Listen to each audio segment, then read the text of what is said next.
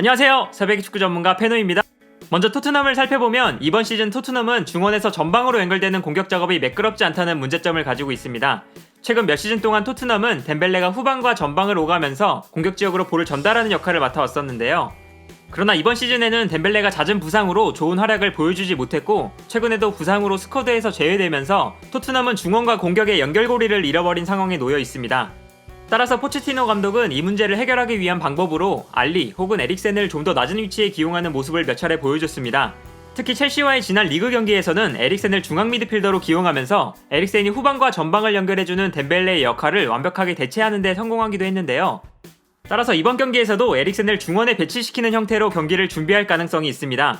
다만 에릭센을 낮은 위치에 기용하게 되면 그만큼 공격 숫자가 줄어들게 되는데 이번 경기는 토트넘이 승리하지 못하면 사실상 챔피언스리그 16강 진출에 실패하기 때문에 반드시 승리를 거둬야 하는 포체티노 감독이 에릭센을 전방에 배치할 것인가 아니면 공격 숫자를 줄이더라도 에릭센을 중원에 배치할 것인가 이 선택이 이번 경기 토트넘의 선발 라인업에서 가장 큰 관전 포인트가 아닐까 합니다. 한편 인터밀란을 살펴보면 인터밀란 또한 공격 전개에 상당한 문제가 있는 팀입니다. 인터밀란의 경우에는 최전방에 위치한 이카르디가 연계 플레이에 부족한 모습을 보여주면서 중앙을 거쳐가는 공격 작업 자체가 거의 이루어지지 않는다는 문제점을 가지고 있습니다. 이러한 특징은 이카르디를 핵심 공격 자원으로 활용하는 인터밀란이 몇 시즌 동안 가지고 있는 단점인데요. 따라서 인터밀란은 중앙을 거쳐가기보다 측면으로 빠르게 볼을 이동시키고 측면에서 페널티 에어리어 안으로 보내주는 크로스를 통해서 대부분의 공격을 전개하는 모습을 보여주고 있습니다. 특히 이카르디가 연계 플레이에는 약점이 있지만 페널티 에어리어 안으로 볼이 투입되었을 때 득점을 만들어내는 득점 감각에 있어서는 세계 최고 수준의 모습을 보여주기 때문에 단순한 공격 패턴이라도 상당히 위협적인 공격 장면이 만들어지게 됩니다. 그리고 여기서 주목해볼 만한 특징은 측면에서 크로스가 올라올 때 중앙 미드필더인 베시노가 페널티 에어리어 안으로 적극적인 침투를 보여준다는 것입니다. 이것은 공격 숫자를 늘려서 골문 앞의 경쟁력을 높이고 궁극적으로는 상대 수비를 분산시켜서 이카르디를 좀 더 여유롭게 만들기 위한 목적인데요. 베시노는 공격적인 위치 선정에 뛰어난 모습을 보여주는 선수이기 때문에 베시노가 수비를 분산시켜주고 이카르디가 득점에 성공하는 장면은 인터밀란의 경기에서 자주 등장하는 장면입니다. 마지막으로 토트넘과 인터밀란은 기본적으로 비슷한 특성을 가지고 있는 팀입니다. 두 팀 모두 후방에서 볼을 천천히 점유하고 중원에서는 힘과 체격이 좋은 선수들을 바탕으로 강한 압박을 보여준다는 특징을 가지고 있는데요. 먼저 두 팀은 후방에서 볼을 차근차근 점유하면서 상대를 전방으로 끌어내는 것을 공격 작업의 가장 기초적인 단계로 생각합니다. 앞서 살펴본 것처럼 토트넘과 인터밀란은 공격 전개에 다소 문제가 있는 팀들이기 때문에 상대 수비가 후방에 머물러 있을 때 공격 작업에 다소 어려움을 겪고 있습니다. 따라서 포체티노와 스팔레티 감독은 볼을 후방에서 천천히 점유하고 상대가 전방으로 끌려 나왔을 때 빠르게 볼을 전개하는 공격 패턴을 중요하게 사용하는 것입니다. 이러한 이유 덕분에 토트넘과 인터밀란은 대부분의 골킥을 짧게 처리하는 팀들이기도 한데요. 여기서 주목해봐야 할 또 다른 특징은 두 팀 모두 중원에 체격과 힘이 좋은 선수들을 배치시켜서 볼경합 상황에 수준 높은 경쟁력을 확보하는 팀이라는 것입니다.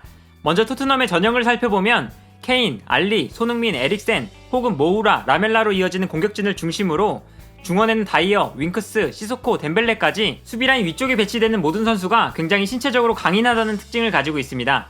그리고 이 6명의 선수들은 기본적으로 좁은 선수 간격을 형성하면서 볼의 움직임을 따라 상대방을 강하게 압박하는 모습을 보여주게 됩니다. 특히 볼경합 상황에서 상대방을 힘으로 밀어붙이는 모습은 토트넘이 가진 가장 큰 강점이라고 할 수 있는데요. 한편 인터밀란 또한 중원과 전방에 신체적으로 강인한 선수들을 배치시켜서 강력한 압박을 보여주는 팀입니다.